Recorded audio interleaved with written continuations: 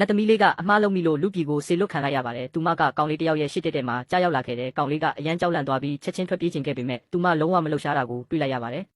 သူမတေဆုံးသွားပြီလို့ထင်ပြီးကောင်လေးကမျက်လုံးပိတ်ပေးဖို့ကြိုးစားခဲ့ပေမဲ့ဘလောက်ကြိုးစားပိတ်လို့မရခဲ့ပါဘူးရုတ်တရက်ကောင်မလေးကမတ်တက်ရက်လိုက်ပါတယ်အခုတော့သူမဟာသူတောင်းစားလေးတယောက်ဖြစ်သွားခဲ့ပါပြီစိတ်ထားဖြူစင်တဲ့ကောင်လေးကသူမကိုအိမ်ခေါ်သွားခဲ့ပါတယ်သူမိဘတွေကလည်းဒီချစ်စရာကောင်းတဲ့ကောင်မလေးကိုအရန်သဘောကျခဲ့ကြပါတယ်မိသားစုရဲ့နောက်ဆုံးကြံတဲ့ကြက်ဥကိုတောင်သူမကိုပေးခဲ့ကြပါတယ်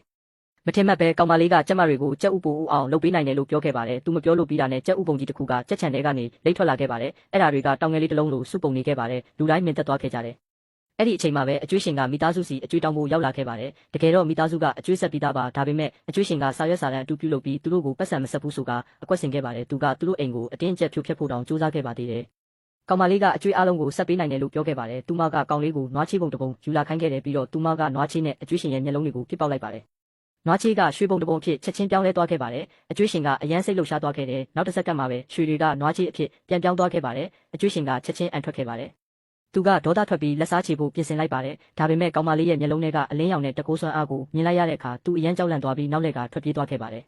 မိသားစုကအကျွေးရှင်ပြန်လာလိမ့်မယ်လို့ထင်ခဲ့ကြတယ်အဖေဖြစ်သူကပိုင်ဆိုင်မှုအားလုံးရောက်ပြီးထွက်ပြေးခြင်းခဲ့တယ်ဒါပေမဲ့ကောင်မလေးကပတ်စံရှာဖို့နီးလန့်ရှိတယ်လို့ပြောခဲ့ပါတယ်သူတို့ဈေးထဲကိုသွားပြီးရင်ဘတ်ပေါ်မှာကြောက်တုံးကြီးတင်ပြီးခွဲတဲ့ဖျော်ဖြေမှုပြုလုပ်ဖို့ပြင်ဆင်ခဲ့ကြတယ်အမေဖြစ်သူကကောင်မလေးနာကျင်သွားမှကြောက်လို့သူမကိုဆွဲဖယ်လိုက်ပြီးဖျော်ဖြေဖို့အတွက်သူ့သားကိုရှေ့တွန်းပို့လိုက်ပါတယ်ကောင်မလေးကကောင်လေးမနာကျင်ရအောင်သူ့အပေါ်မန္တန်တစ်ခုတိတ်တဆိတ်ရွတ်ဆိုပေးခဲ့ပါတယ်ကြောက်တုံးတင်ပြီးတဲ့နောက်အဖေဖြစ်သူကသူ့ကိုဝေ့ရမ်းပြီးထူချလိုက်ပါတယ်ကြောက်တုံးတဆစီကွဲသွားခဲ့တဲ့လူတိုင်းကလက်ခုပ်တီးပြီးစုချင်းငွေတွေပြစ်ပေးခဲ့ကြပါတယ်ကောင်လေးကသူအရန်တန်မာကြောင်ဂုံယူစွာပြသခဲ့တယ်ဒါပေမဲ့သူရေကိုတောက်လိုက်တဲ့အခါသူ့ခန္ဓာကိုယ်ထဲကရေတွေကစကားပေါက်လို့စီးကျလာခဲ့ပါတယ်ကောင်မလေးကရှက်ရွံ့စွာနဲ့တောင်းပန်ပါတယ်အမလေးနည်းနည်းပါသွားလို့ပါလို့ပြောခဲ့ပါတယ်